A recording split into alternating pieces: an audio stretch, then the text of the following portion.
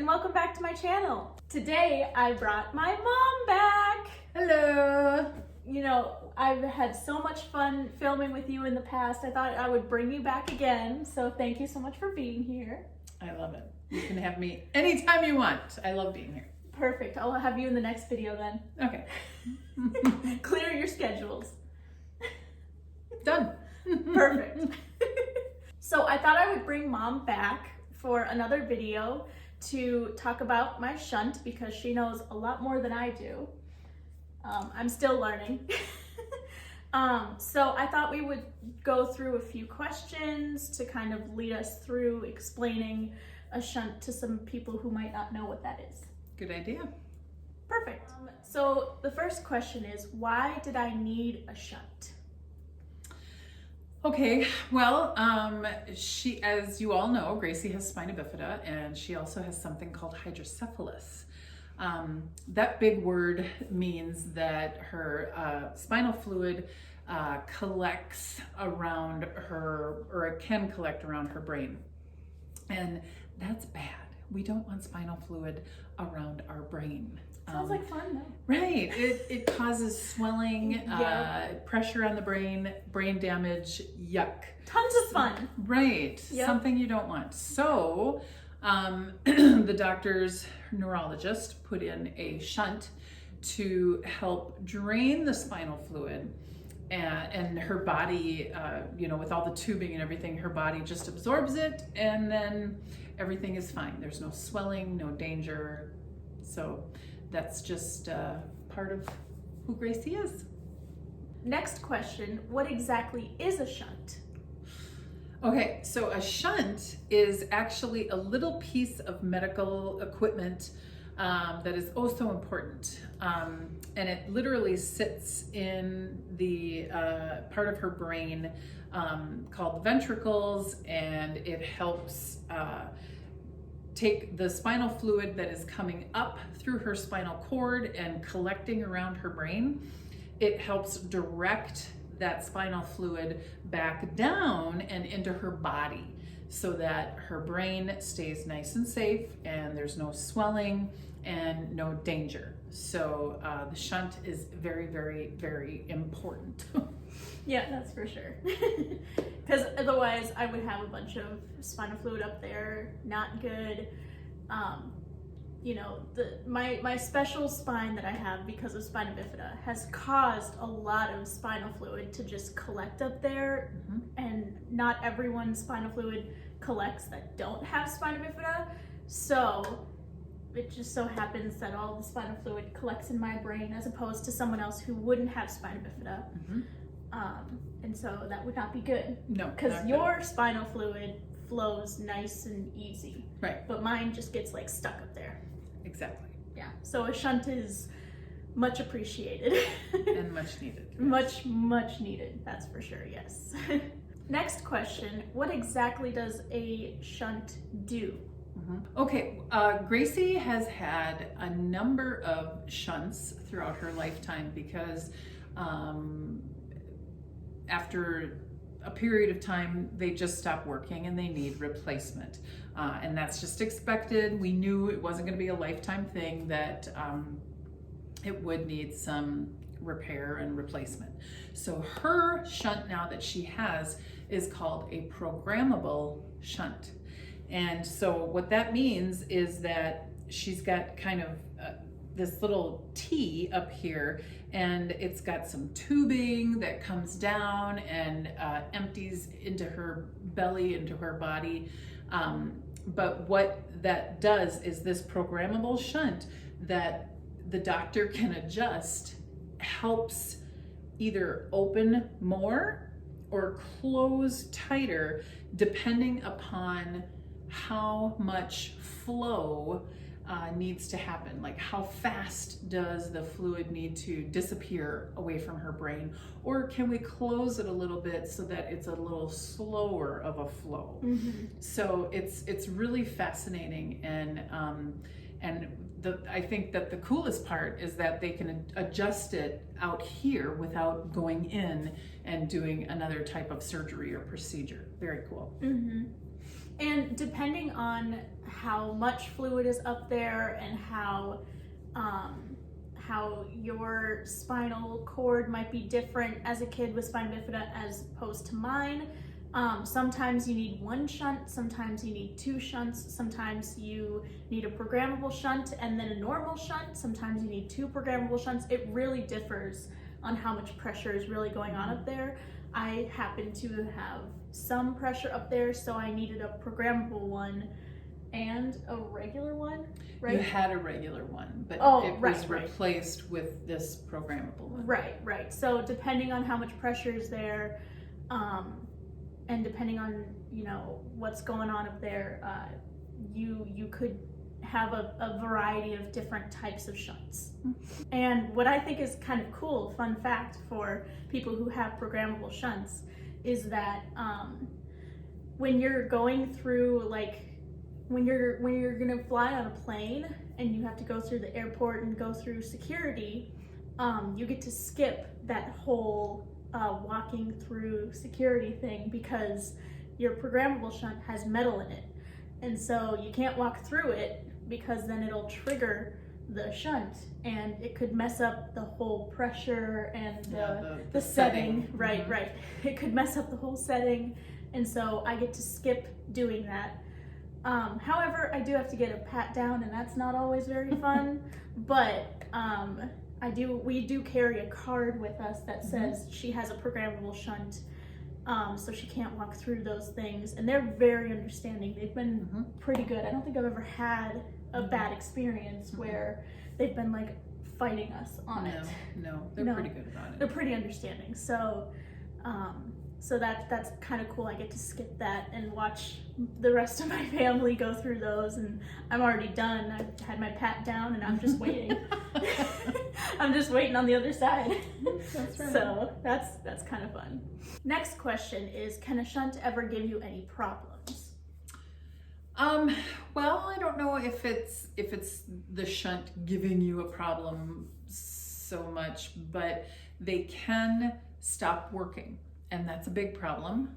Like we were saying earlier, she needs that, otherwise the spinal fluid collects and swells, and we don't want that. So the biggest problem is the shunt would stop working. And there's a lot of working parts up there. It might actually be the shunt itself. It might be the tubing.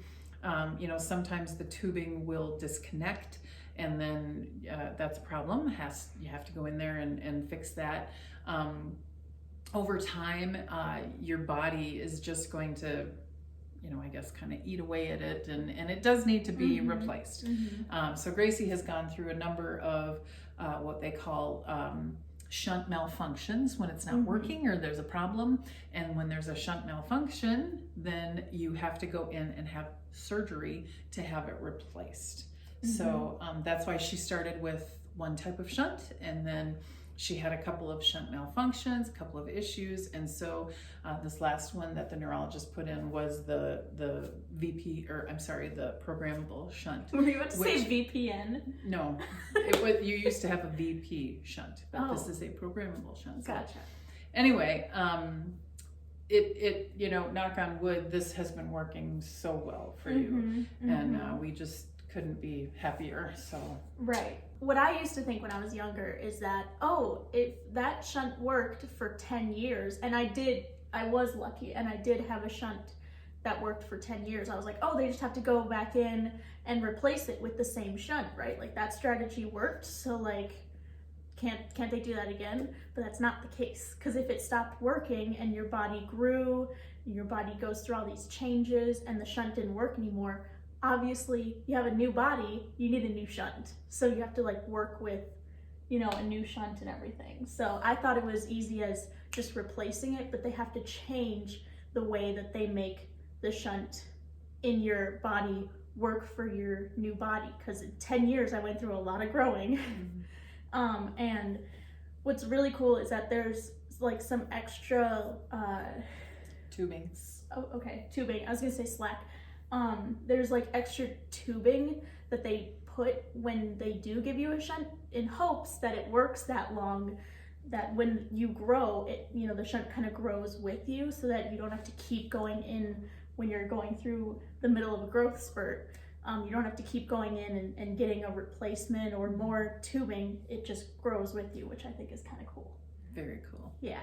So if you're out there and you have a kid with spina bifida, or you are a kid with spina bifida, or an adult, some of the symptoms that you have when you're experiencing a shunt malfunction may be lightheadedness, fuzzy vision. At least for me personally, this is what I've experienced. Lightheadedness, fuzzy vision, backaches. My lower back hurts, and I'm sure that there's a way that the doctor can explain why it's just the lower back, but it's always my lower back. It's never anywhere else. And then I get stomach aches every once in a while too. And headache, vomiting. Right. Oh, yeah. I do. I have gone through some vomiting before. Can you think of any other kind of symptoms that I've had? I mean, the one time it was interesting, it hurt more when you were laying down than when you were sitting up. So really? Yeah. So the pressure when you were laying down, you were just like, oh, my head, I have a headache. And then when you sat up, and you were just like, oh, cool, you know. And so that was a big sign too. So, but the symptoms can be different for everybody. Some people lose bowel and bladder control. Some people can fall a lot. And just kind of regress as far as speech or just abilities altogether. So it really does. That never happened to Grace, but it differs for everybody. Yeah, I do remember one time when I was really struggling with the symptoms of shunt malfunction, and we were still kind of new at it, because I had lasted 10 years without one, so we weren't really experts on how it worked. But I remember one time I was in the kitchen, and I just wanted to get up from the chair and go to the fridge and grab some stuff, and I collapsed, like a fuzzy vision. I lost control, I lost my balance, and I fell down.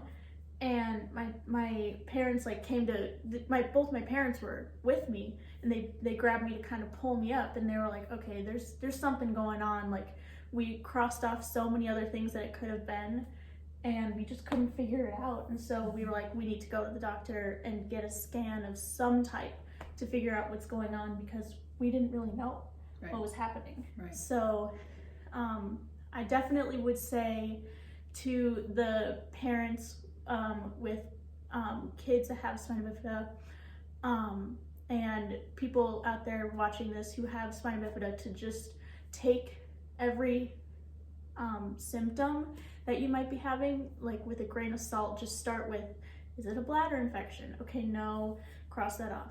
Am I just dehydrated? I'm dehydrated a lot, so sometimes I overreact, and I'm like, I'm having a shunt malfunction, Mom, you don't understand.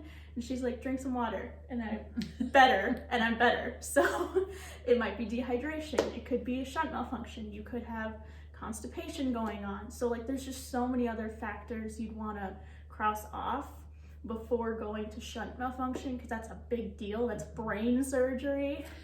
But if you have any questions, call your doctor, because this is something that you don't want to mess around with. You want to protect that lovely little brain, because it's the only one you've got. So right. And speaking of that, one time that I did have a shunt malfunction and I had to get out of school, I was in 5th grade, and I was telling my friends, I was like, yeah, I'm gonna get brain surgery, and they thought that was so cool. And my 5th grade teacher, shout out to Mrs. McCarthy, came over to my house, and she got this big poster that said "Get well, Gracie," and it had everyone signed their names on it, and there was a message every once in a while for a couple of my friends, and it was so sweet. I think she had a bouquet of flowers too, and chocolates or something. You are loved. It was so sweet. Because I was so concerned about missing so much school. I think it was NWEA testing around that time, and I was like, I'm missing a lot of school and a lot of important things. And when I went back to school, she was very accommodating, and she was like, it's okay, take your time, take as long as you need. We can study together, I can help you out, I can answer any questions. And she was really, really great. So I really appreciate that. Another story of when I had a shunt malfunction that was kind of inconvenient for me was when I was in a musical and I played like 3 roles, and so I was needed throughout the entire rehearsal time, and dancing and singing and acting and props and blocking. I had to be there the whole time for everything. And I had a shunt malfunction and I had to get surgery. And so I was out for a couple weeks, and I was crying thinking that I was not gonna be able, like they were gonna be like, okay, you've missed too much, bye. But they were so sweet about it, and I really appreciate that. Yeah. So when I came, Good people. Right, great people. So when I came back, I was able to easily catch up and take my time with learning everything. And so I definitely had a good group of people around me with the most scary thing ever, which is brain surgery. So I really appreciate the people that... Second that. Right. I really appreciate the community that I had with brain surgery, because it might be scary as a kid and you don't know what's going on. I had a really good group of people behind me to help me out. So I really appreciate that. And a wonderful, wonderful doctor. The wonderful doctors who have kept me kicking this long for 20 years. I really appreciate that. And Dr. Partington. Right, yes. And the show-stopping, beautiful, wonderful mom that I had. Thank you guys so much for watching. Comment below any other questions you guys have. I would love to answer any other questions. If you want Mom back on the channel, she seems to be a very popular vote, so I would love to have her again. Let me know, and thank you guys so much for watching. Stay positive, be kind. I'll see you guys next time. Bye! Bye!